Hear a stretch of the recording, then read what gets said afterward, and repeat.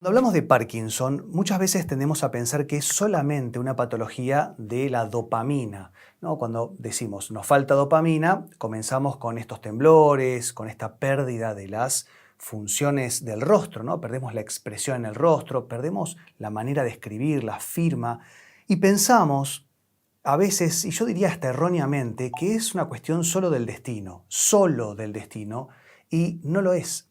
Porque imagínense que el Parkinson se puede detectar hasta 45 años antes que se manifieste. Es decir, es una patología que, como decimos nosotros, se la puede ver venir. Entonces hoy les quiero contar cómo poder anticiparse a esto, de qué manera darse cuenta que podemos o tenemos la capacidad de sufrir, porque hay que tener también la capacidad de desarrollar una enfermedad, y que muchas veces se piensa que el Parkinson es una patología autoinmune solamente, y no lo es. Hoy les voy a contar no solamente cómo se gesta, qué es lo que tenemos que hacer para tener Parkinson y obviamente qué es lo que tenemos que hacer para no tenerlo, para no sufrirlo y eventualmente cómo detectarlo, cómo combatirlo y también si ya tenemos esta patología diagnosticada o alguno de nuestros familiares, que es lo más común que ocurra, ¿no? Alguno de nuestros padres, abuelos o familia cercana, ¿cómo tenemos que hacer para intentar revertirlo y en el caso que no se pueda, aunque sea mejorar toda la sintomatología para mejorar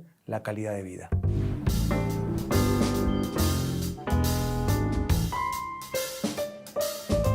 El Parkinson es una patología que sufre en general personas mayores a 60 años y es realmente la causa número 1 de patología neuroinflamatoria, es decir, es una degeneración neuroinflamatoria. Y cuando hablamos de neuroinflamación es el cerebro inflamado, punto. Así como quizá nos torcemos un tobillo o tenemos algún golpe en alguna parte del cuerpo, el cerebro también se puede inflamar. El problema es que cuando se inflama el cerebro, la batalla se libra adentro y esto empieza a generar muchos trastornos. Y el Parkinson básicamente es una enfermedad intestinal.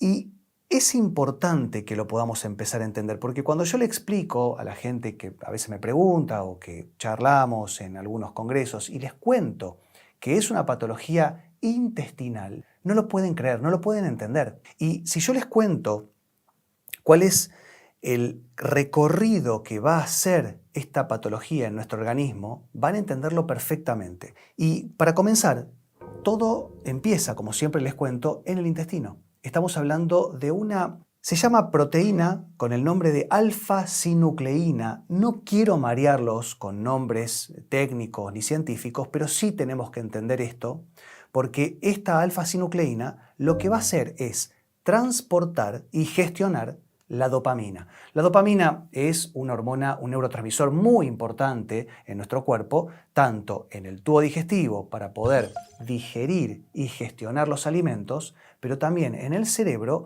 para darnos la sensación de felicidad y controlar movimientos, pensamientos. Es decir, sin dopamina nos vamos apagando. Y si ustedes conocen o conocieron o tienen Parkinson, se van a dar cuenta que están empezando o han perdido la expresión facial.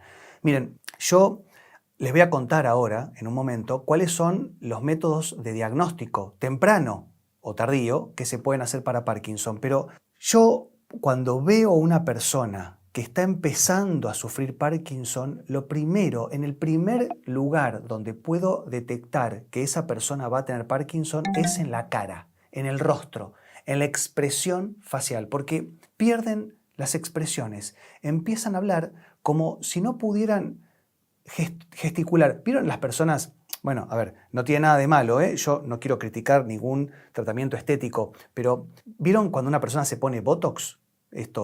Toxina botulínica que es para frenar el movimiento o paralizar los músculos del rostro, que pierden gesticulación, pierden expresión en el rostro. Bueno, eso pasa naturalmente en el Parkinson. Y cuando yo veo a una persona que está perdiendo esa expresión y sobre todo se da cuenta las personas que están diariamente en contacto con una persona que está por sufrir o está sufriendo Parkinson o parkinsonismo. Ahora, también me gustaría contarles cuál es la diferencia entre Parkinson y Parkinson.